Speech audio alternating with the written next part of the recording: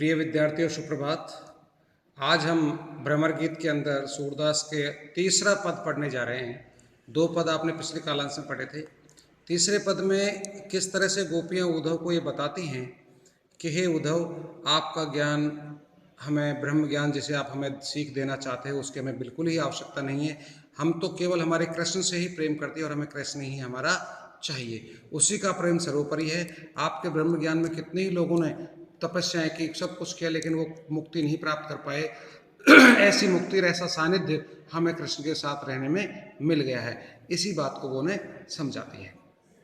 तीसरा पद आप भ्रमर गीत का पढ़ने जा रहे हैं कि बिलग जन मानव उद्धव प्यारे, कि हे उद्धव प्यारे, आप हमारी बात को जरा बुरा मत मानना।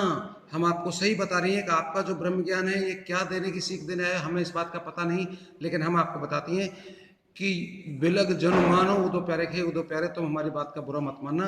ये मथुरा काजर की कोठरी ते आवे ते कारे, कि ये मथुरा तो बिल्कुल काजर की कोठरी के समान है, जो आता है यहाँ वो काला हो जाता है। अर्थात इसके दोनों भाव यहाँ पर नजर आते हैं कि यहाँ आप आए हो तो आप काले हो, भोरे आए तो भोरे भी यहाँ काले मंडरा रहे। क्यों? भ्रमर गीत भोरे को देख करके ही नाम इसका रखा गया है, इस पद्य रचना का। कि जो वह मथुरा काजल की कोठरी के, वो मथुरा है जो काजल की कोठरी है, जो वहां जाता है ते जे आवई ते काले, जो वहां से जो भी आता है वो सब काले ही काले आते हैं। ये ब्रज में नहीं है ऐसा, केवल मथुरा के अंदर ही ऐसा है कि तुम कारे, कि तुम वहां मथुरा से आए, तुम भी काले हो। सुफलक सुतकारे, वो भी कारे हैं, और कारे मधु भंवारे, और जितने भोरे भी मथुरा से आते वो भी काले हैं।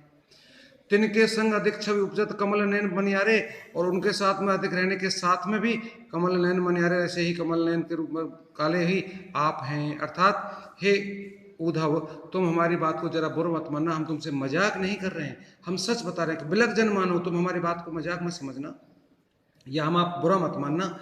कि मानव नील माठते काढ़े, कि आप लोग जो यहाँ आए ऐसा लगता है कि नील की माठ मानी बर्तन मटकी में से आपको निकाला गया हो और ले जमुना जाए पखारे, जमुना में जाकर के आपको धो दिया हो। तागुन श्याम भई कालिंदी, सूर श्याम गुण प्यारे, और ऐसे उसी के कारण कालिंदी मानी ये जो यमुना नदी है, ये यमुना नदी भी मानो भई तागुन श्याम भई कालिंदी। सूरदास जी कहते हैं कि कृष्ण के कारण ही, ऐसी के कारण ही ये कालिंदी मानी यमुना नदी भी सूर श्याम गुण यारे काली हो गई है। इस तरह से वो सूरदास जी कहते हैं मैं श्री श्याम के गुण गाती हैं, हम तो, हमें और किसी की कोई आवश्यकता नहीं है। यानी जो हम देखते हैं मथुरा से जो भी आया है वो काला ही काला यहाँ पर है। इस तरह से गोपियाँ इस पद में भी उनको बताती हैं कि हमारा प्रेम कृष्ण से है और हम कृष्ण को ही करते हैं। लेकिन एक समझ में हमारी बात नहीं आती कि जो भी मथुरा से आता है वो सब काले ही काले क्यों आते हैं। ऐसा उपहास करती हैं क्या नाम है वो अपने गोपियाँ उद्धव का, कि उद्धव जो मथुरा से आते हैं वो सब काले ही क्यों आते हैं। इस बात का इस पद में उन्होंने उपहास किया है।